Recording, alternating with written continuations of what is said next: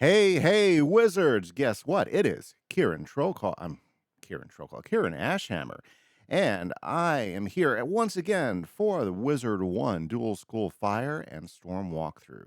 I hope you guys are doing great. I am very, very excited to be hanging out with you guys here today, and we are back in the thick of it. Now, if you're wondering where some of the background music is or any of the talking, because there's not going to be any besides me, none of the music or anything, because unfortunately, when I recorded this video, I had a major audio snafu, and my mixer got messed up. Mic channel got turned on. My cats. I'm going to blame my cats. Yeah, I'm going to blame my cats. And what it did is it caused this horrible buzz. That's why I took the video off earlier, and I finally just had enough time to sit down and do a voiceover recording. So here's grandmother Raven. She's letting us know that we've gotten the 3 seals and Sudri and Nordri's golden seals remaining. So, yeah, it's hard for me to see the thing. So let's see here. Let me pop this out a little bit so I can read this a little bit better. Yeah, I'm doing this off the cuff, guys. I'm doing this off the cuff. Okay, so if she remembers, once we've gotten Nordri's seal and complete the set, we get to return to her and we get to move on. So, guys, we are going after the final seal. We have had success. We've gotten all of the other seals already. It's been fantastic. Yeah, so we got to deal with Stenger Woodwise, and she said that he's kind of a pain in the butt to deal with. So that's what we got to do. We got to head over here to Nordri. Now, Nordrland is kind of interesting because it's right here at the edge. We got all that volcanic activity, but yet there's still a lot of ice and glaciers. Like, look at all those glaciers and ice, right? Okay, let's head on over here. Looks very cool. Now, as I recall, there's a bridge out. Oh, there is a bridge out. Okay, so how are we going to get across this bridge? But it wants me to talk to Stengar. You know what? I bet you we need to talk to one of these guys. That's kind of funny because usually it's pretty good about directing you to who you need to talk to. In this case, not quite. So should we talk to Hygar? Yeah, because we could go straight to Nordri's lair if we could get across the bridge, but I don't think that's going to happen. Ah, very good. Hey, by the way, guys, there are 2 free ways that you can really help us out. Apparently, I can't pick up that wood. Yep, we got to talk to this guy. Yep, nobody up here. Okay, Ulvang. Nope, nope. Okay, I can't remember when I actually finally stopped and talked to Nordvan because I think I was like trying to collect this wood and it just wasn't working. Yes, they're merchants hoping to sell the wares. Very good. Ivaldi crossed the bridge and this girth caused the bridge to break. He is safe, you see, but we are stranded, says Higlak. If you have any good woodcraft to you, you can be of aid to us in this effort. Find some pieces of scrap wood and use them to repair the bridge. It should be easy enough to do. Okay, well, what do you think, guys? Yeah, let's go collect it. Well, anyway, so like I was saying, guys, I want to do a big shout out to everybody who subscribed to this channel. You guys are fantastic, and your feedback is great. Like, thank you. The other day, Wizard Aaron Plays, I forget her total moniker. She was the one that pointed out to me that the audio was messed up on this video. So big thanks to you. I hope you guys enjoy the edited fix to this video, and I cannot wait to get this up there for you. Also, the finale to what? I'm sorry, we're in Wintertusk. Yeah, the finale to Wintertusk is also coming. By the way, guys, hitting that subscribe button or that like button are a couple of free ways that really helps us out to continue to build the channel. It doesn't cost you anything, but it really helps us out a lot. And, you know, it kind of at least keeps the channel in your sub area. That way you can keep track of when new videos are popping up so that you don't miss any of the awesome action. There we go. Finally could reach that wood plank. I just didn't want to get drug into a fight. You understand that, right? Right. Okay. Build the bridge. The bridge is built. Fantastic. Let's go across. And, oh, yeah, I fear the bridge broke, but it looks as if it will hold. Good work. Yeah, there's no problem, Valdi. Okay, let's go to Nordri. Bam, bam, bam, bam. Oh, broken wheel. Remember that. That might be important. Something seems significant, or so Grandmother Raven whispers to our head, right? Right? Okay, let's go. Here we are. See, I love the teleporter. Really saves some grief. Okay, let's see if we can get around the teleporter and talk to Stengar. Hold it right there, little one, so Stengar says. No one gets in to see Nordri without the first defeating me in the most of noble contests. A riddle. Okay. I will ask you 2 riddles, and if you give me the answers, you may pass and speak to Nordry. Sounds good? But I do not want just an answer. You must find the item I speak of. The first riddle is this. Okay, come on, come on, come on, come on. I go round in circles, but always straight ahead. Never complain, no matter where I am led. What am I? Well, now we know why the wagon wheel should have been remembered. So I guess we need to go head over to the wagon wheel. Good enough. That is just a quick teleport away. These stones were put in the best positions ever for this world. The wheel is clearly the answer he's looking for. You can go back to Stengar now. Excellent, excellent. Thank you, Grandmother Raven, for whispering that in our ear ever so slightly. Hint, hint, hint. Okay. You found the wheel in the merchant's wagon? Well done. The wheel is correct. Okay. Now for the second of my riddles. Weight in my belly, a tree on my back, nails in my ribs, feet do I lack. Okay, so we got to find, that sounds like a ship, and I bet you there's a ship that we probably should have passed by if we actually walked all the way down here. And yep, I see a ship right out there off in the distance. So I think if we can get around these guys, yeah. Yes, very good. Oh, poor guys, frozen, more frozen bears. Well, that's not our problem. I think there might be a quest where you unfreeze them, but we're not doing the side quest. It's pretty clearly he's talking about the ship. You can go back and solve the riddle. Excellent. Let's go back and solve that riddle. Fantastic, guys. We are definitely just knocking these things out one by one. Okay, Stenger. A ship, a fair answer, and well spoken. You have bested me in the riddle game and may now proceed. Okay, very good. Let's get in. Let's open it up. Nordry waits you beyond these doors. Enter and show him some respect. As always, for sure. Let's do that. And the gates open, and there's Nordry. But before we get Nordry, let's go ahead and get our Trog. If you guys are going after those extra points, make sure you take a stop and grab those Trogs. They're usually not that too far out of the way in this area. Greetings, wizard. I suspect you know how this will go down. Yes, we've done this before, haven't we? Not with you, though. The cause for your visit is clear to me. You want my golden seal to bind my father into the sleep of ages. Oh, I can't see it. Send you back to Grandmother Raven in defeat. I will not attack you, though I see blood vein urges. Oh, so he wants to send us back to defeat. Okay. I offer you a trade, a fair one. Go to the cavern beneath Grandmother Raven's tree. Yeah. In that cave is the cold drake Nithog, a loathsome worm that gnaws the roots of the great tree above. Yeah, I think that's close to what he sounds like, but I'm not quite sure. Okay? If you can bring me one of Nithog's teeth, I will gladly trade my golden seal for it. Okay, serpent's tooth, not a problem. Let's mark it so we can get back here a little quicker. And let's head on over and get that golden tooth. So first off, we need to, who do we need to talk to? We need to go ahead and take a look at this thing. Yeah. So zippity-doo. I kind of wish that if we did the main teleport thing that would take us to Rundle Ford, but unfortunately it'll take us all the way to the village, to Grizzleheim. So we have to do the walking actually here. So let's walk over here. There's Grandmother Raven. Let's head on down to the cave, take a look at this big worm, the worm Nithog, and see what's going to take to go ahead and grab that tooth, because that's what we want to get. We want to get the tooth. We want to go ahead and get that.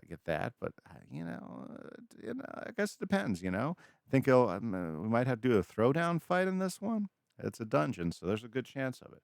Okay, so Nithog, let's go in there and take a look at this great worm and see what we got here. Could be pretty interesting. Okay. That's a big one. That's a big dragon right there. We fought big ones. There is no easy way to get a tooth from the monster. Perhaps the Norns can offer some advice. Oh, so it's not going to be a knockdown, drag down. Okay, let's go talk to the Norns. They've been helpful so far, not too nebulous or crazy. Let's see what they have to say about this. Yeah, a little bit ore. Okay. You have come seeking a way to wrest a tooth from Nithog, the worm that grows at the roots of the world. No force shall battle of craft of spell will win you that prize. You must make it bite off more than it can chew. Now there be some hemlock from Australand and some ice bark from a winter branch in Vesterland. Take those things to Regin Wildleaf, who will brew you a potion that will give Nithog something to chew on. Well, sounds like a plan. Let's head on over and let's go ahead and grab that wild hemlock. That should be pretty easy to get. I think that's like just right out in the open. So that's just a simple gather thing. But we have to go all the way to Austerland. Good news is just that's like the first one here. So it's just over the bridge. So we should be able to get some of that action pretty quickly. Here we go. And there's Austerland. Very good, very good. And there's some wild hemlock right away. So might as well just go up here and get this stuff. Yeah, I see some on the back end too. But I don't want to fight anybody. Yeah, let's avoid being drug into any fights. So there we go. Collected it. Is that all we need? That's all we need. We just have to go fight a winter branch now. So that's in Vesterland. So let's head out of here. Come on, come on, come on, come on. Sometimes just walking around this place is just a pain in the butt. Yeah. Those hard blocks like that right there. I mean, come on. Can't we just like step down? That'd be nice. Very good. Very good. Okay, let's head on over and let's get a look at some winter branches. Now, winter branches. Okay. Now, if you are doing monstrology, guys, this is just my opinion on it. If you're doing some monstrology, and you're doing monstrology so you can have the minions in your minions in your deck ready to help you fight and win fights, which is a great strategy. I think it works best for Myth, but any wizard can use monstrology to call in people to fight with them. I'll tell you what, these guys right here, these winter branches, some of my favorite ones to get at this level. And here's some reasons why. First off, if you take a look at the winter branch, they're ice, okay? So they tend to be pretty helpful anyways to people they're fighting with. If you'll notice, they have high health. You're talking about 1,800 points of health. They defend themselves and they defend the people they're fighting with, okay? So for instance, what does that mean? That means tower shields. Oh, yeah, tower shields. They tend to be pretty aggressive. They have good attacks, These right here, obviously, are going to give a good swing. I mean, it's not great for a lot of higher end worlds or anything like that. But I mean, definitely at this level of the game, probably through the next world or two, winter branches are a great mob to train and bring along with you. They are great. Yes, you look at that because what they'll do is they'll throw those up there. And usually when I'm like trying to get a mob to use as animus for monstrology to be able to summon for fights, what I'm looking for something with high enough health that doesn't get blasted out by whatever boss I'm fighting with. Okay. So they've got to be able to hang out because I don't know, to me, the whole reason for bringing in a mob is you want them to distract whoever you're fighting. That way you're not taking every single hit. Okay. So for instance, if you're fighting a boss or you're fighting a 3-on-1 or a 4-on-1 battle, monstrology can be extremely helpful, or even just a 2-on-1 if they're really aggressive. By having that monstrology minion over there, if they're doing their job right, and the winter branches, especially around this level, do the job right, what they're going to do is they're going to attack pretty quickly and they're going to shield pretty quickly, and their health is high enough that they can hang out for a little bit. And that's what I look for in a good monstrology minion to summon along in the fight. Is one that they can get an attack off pretty quick, and they tend to be pretty aggressive like that, so they do that, and they can hang out in the fight for a little while. Notice they're all starting with 6 power pips right away, and that's I think most mobs do in this case, but yeah, they come in ready to swing, ready to hit, and ready to do some action. Now, when you start to move up, the Azteca has some great mobs for monstrology. I use quite a few of those. But I'll be honest with you, my favorite monstrology mobs I like to capture and train come out of Chrysalis. Yep. So if I've never talked about monstrology all that much, as far as strategies and ways to use monstrology effectively, I did that a lot in my Myth series. So because I think Myth really gets a big advantage out of monstrology, because monstrology in Myth, it's great because Since they're myth spells, you get the power pip advantage with them, and it really allows you to summon minions up really, really quickly with very little pip usage. Now, me as a fire, I've got to use two regular pips, or if I'm pulling up his power pips, it's going to take two power pips. So it takes well, yeah. So it takes a little bit more of what you need resources wise if you're not a myth. Still can be very useful, very valuable, and having a crew of monsters to fight with you to distract the enemy is huge, guys. It's absolutely huge.